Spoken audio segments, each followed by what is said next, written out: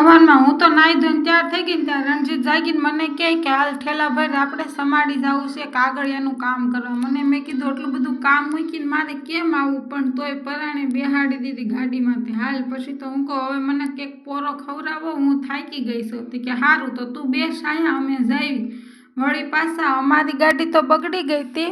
પછી એના ભાઈબંધની ધનનો લઈ આવ્યા અને અમે જો અહીંયા સેલમાં પહોંચી ગયા. વલભીપુર જતા વેત નૈતિકના ચપ્પલ લેવાના હતા, પણ અમારે તો એ હળંગ ડાયો ન મારી હાથમાં રહે કે ન કોઈનું કીધું કરે, ભાગ કરે. પછી તો આ ચપ્પલ લઈને એને મેં મપાવ્યા.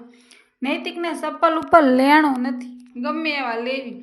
પછી તો હું કહું મને હવે સોડા પાઈજો, ચપ્પલ ન લઈ જાઓ તો કાંઈ વાંધો નહીં. અમારા ભાઈને આઈસ્ક્રીમ ખાવો હોય તો કે મને તમારી સોડા આપો, પછી આઈસ્ક્રીમ ખવડાવો. ઘરે આવીને તો તડા માર થઈ ને આપણા ભાંગ્યાનું ભેરું કોણ હોય. મેં કીધું હાલ તેલ મરચું ગરમ કરીને પછી તો મારે ગાંઠિયા ઉકાળવાના હતા, એટલે પછી મનના મૂકીને ફટોફટ ગાંઠિયાનું પેકેટ લઈ આવી અને ઉકાળી નાખ્યું. કરી નાખી ભાખરી અને ગાંઠિયાનું શાક કરી નાખ્યું ને ખીચડી. વિડીયો ગમે તો લાઈક, શેર, સબસ્ક્રાઈબ.